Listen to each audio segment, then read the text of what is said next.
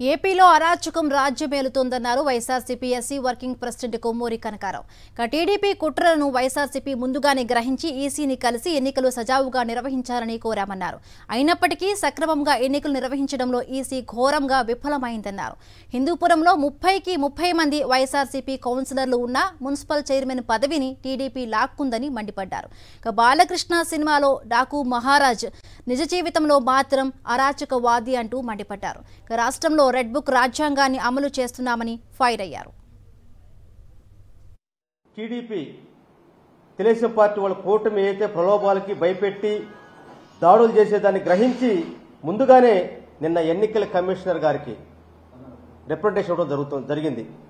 మా పెద్దలు మొత్తం కలిసి ఈ రోజు ఎన్నికల్లో ప్రజాస్వామ్యం కాకుండా ప్రజాస్వామ్యబద్ధంగా ఎన్నికలు జరపాలని చెప్పేసి, అదేవిధంగా ఎక్కడైతే వివాదంగా ఉన్నటువంటి చోట, అదేవిధంగా ఎక్కడైతే ఎన్నికల్లో అశాంతి నెలకొందని చెప్పేసి దాని మీద పోలీసు పగడ్బందీగా ఏర్పాటు చేసి సజావుగా ఎన్నికలు నిర్వహించమని చెప్పేటువంటి పరిస్థితిలో 24 గంటలు గడిచినప్పటికీ కూడా ఇంత మటుకి ఎలక్షన్ కమిషన్ పూర్తిగా ఎన్నికల జరపడంలో విఫలమైన దానికి ఇది సాక్ష్యం చెప్పిన సందర్భంగా తెలియజేస్తా ఉన్నాం.